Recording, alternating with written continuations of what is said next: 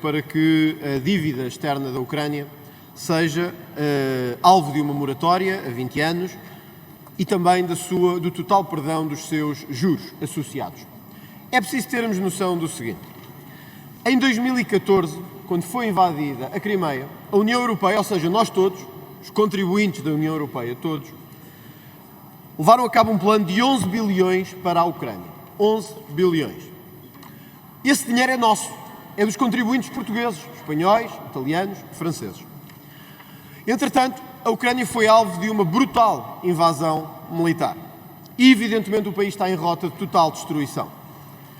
Dizermos simplesmente que vamos cancelar toda a dívida externa da Ucrânia é dizer que somos nós que nos vamos responsabilizar pelo que a Rússia está a fazer.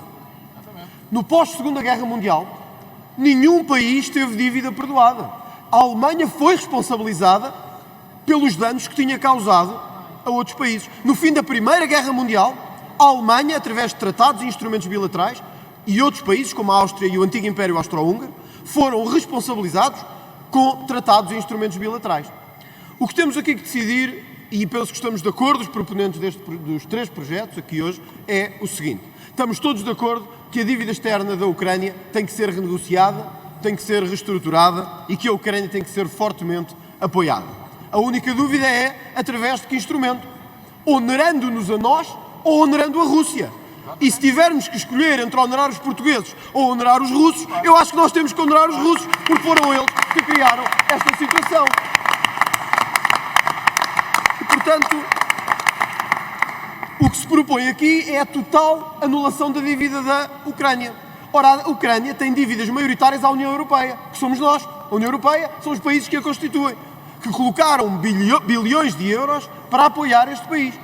Ainda a semana passada, é preciso termos noção dos números, a semana passada a União Europeia aprovou um novo pacote de 2,2 bilhões, que pode ir até 10 bilhões de apoio à Ucrânia. Fazer neste momento o seu cancelamento era dizer que este empréstimo deixou de ser um empréstimo e passou a ser uma doação, com consequências fortíssimas no mercado financeiro nacional e internacional.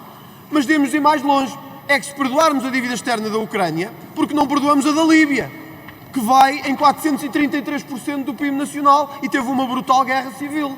Porque não perdoamos a do Congo. Porque não perdoamos a de dezenas de países africanos que vivem em guerra há não sei quantos anos. E, portanto, o que temos que decidir de uma vez por todas é se as dívidas são para pagar ou se é simplesmente para fazermos um número político e dizer, ok, contraíram milhões de milhões em empréstimo, mas agora não pagam. E são os contribuintes portugueses, espanhóis, italianos e franceses que vão pagar. Curiosidade, que nem o projeto do Bloco, nem o projeto do PAN responsabilizam a Rússia. Mas afinal, quem é que invadiu a Ucrânia? Foi Portugal? Foi Espanha? Foi Itália? Foram os russos que paguem, porque nós não vamos estar a pagar dívidas externas. E por isso, Senhor Presidente, a nossa proposta é muito clara. Defendemos o perdão total dos juros da dívida ucraniana, que esses sim podem ser renegociados e cancelados. Defendemos uma moratória de 20 anos e o apoio substancial à sua reconstrução. Tudo o resto é pura demagogia, para dizer às pessoas que são elas com os seus impostos que vão pagar uma guerra pelos quais não foram responsáveis. Se tivermos que escolher, a nossa opção é clara. A Rússia deve ser responsabilizada e no pós-guerra deve ser obrigada a pagar a bem ou através de tratados comerciais, de juros sobre a sua dívida ou de outros instrumentos comerciais que levem a pagar a reconstrução da Ucrânia. Entre Putin e os ocidentais, quem tem que pagar a reconstrução da Ucrânia é o regime russo e os seus oligarcas. André Ventura. Muito obrigado, Sr. Presidente. Senhora Deputada Paula Santos, o PCP não vota contra por causa da extrema-direita dos Estados Unidos. O PCP vota contra porque sempre esteve ao lado da Rússia nesta invasão militar. É por isso que o PCP vota contra. Não é por mais nada. Não é por mais nada. Não é por mais nada. Mas, senhora deputada Inês Sousa Real, eu fiquei um pouco, confesso, estupefacto com o argumento. Porque se eu bem entendi, disse a senhora deputada isto, é que, meus caros, nós já estamos a pagar muita coisa.